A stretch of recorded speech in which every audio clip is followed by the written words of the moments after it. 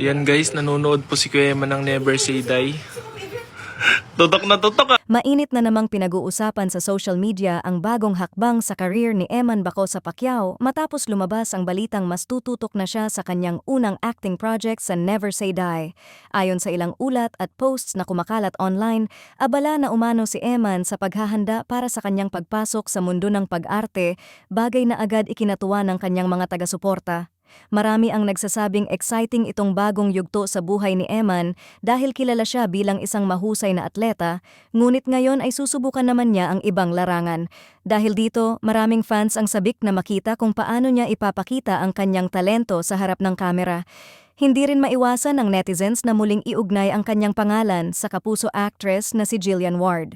Sa katunayan, sa comment sections ng mga posts tungkol sa kanyang pagpasok sa Never Say Die, maraming fans ang nagsasabing umaasa silang makita ang posibleng tambalan nina Eman at Jillian sa proyekto.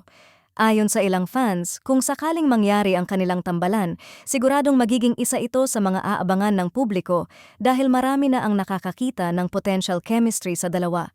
May ilan pang nagsasabing bagay umano ang kanilang personalidad at pareho silang may natural na karisma sa harap ng kamera.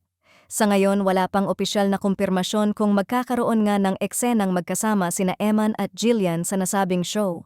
Gayunpaman, hindi na napigilan ng mga fans ang kanilang excitement at patuloy na umaasang baka ito na ang simula ng isang bagong tambalan na magbibigay kilig sa mga manonood. Habang papalapit ang pagsisimula ng kanyang acting journey, marami ang nakaabang kung paano haharapin ni Eman Bacosa Pacquiao ang bagong hamon na ito, mula sa pagiging matapang sa ring hanggang sa pagsubok sa mundo ng drama at telebisyon.